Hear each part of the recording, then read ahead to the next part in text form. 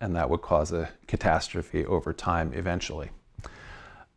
Until suddenly that ended up not being the case. And so now here we are in 2025, and all of the population predictions are not, geometric increase of population, but rather, once we get to the 22nd century and beyond, we can see here on this this chart where we're going up the place to where we are to it today, 2025, and we see in the 22nd century all those different lines. Those are the future depending on different scenarios of what happens with the birth rate, since it's impossible to entirely predict. But no matter, every one of the scenarios envisions us going over a hump and then rapidly declining to an incredibly much smaller number of people on the planet again in the 22nd century, and then especially beyond the 22nd century. And if we break that down, you can see in the inset chart here, there's this kind of slow projection for the US as its growth kind of settles down between now and the end of the century. It's only maintaining that stability, though, because of significant immigration. It continues to be projected when they made these. If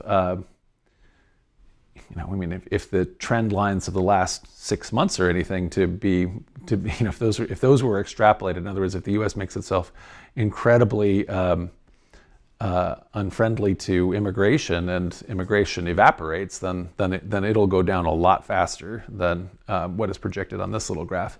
But you can see already that China's already past peak. So every year there are now fewer Chinese people on the planet than there were than before. And India, while is still growing, there's a projected peak, between now and the end of the 21st century, when things are going to be back down, or projected to be back down to where they are today.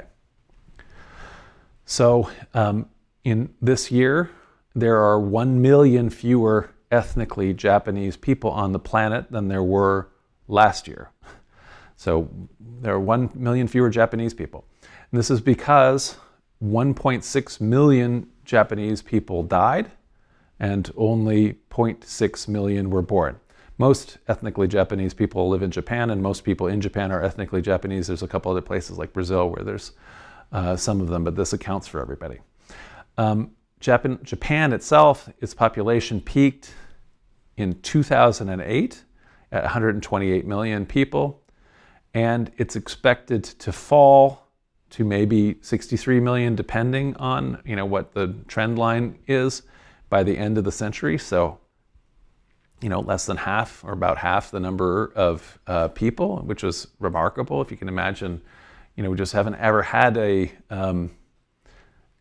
an unprecedented situation to imagine in modern times, where you have like a modern, fully developed society and cities and everything like that. And just imagine, what if you had half the number of people that you have right now in them? What does that look like? South Korea's population is actually declining a lot faster than Japan's. China is on also a very fast and swift path. And so this is because of the fertility rate. And so in this case, what you need every woman in the society has to have 2.1 children on average in order to have a replacement rate. So that's if you're going to keep that zero population that the Mormon song in the 70s was singing about. And those countries on this map are in the kind of the gray area. And so that's places like, unless there are no data, but it's places like Indonesia, India, Peru. Those are the ones that are in gray. All of the ones that are any kind of blue have fallen below replacement rate.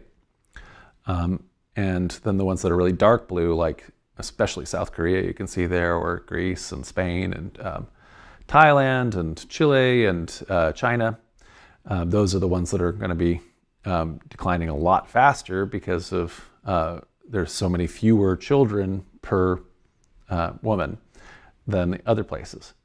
Meanwhile, the places that are in kind of tan, and then especially getting into dark brown, that is where you have much higher than replacement rate.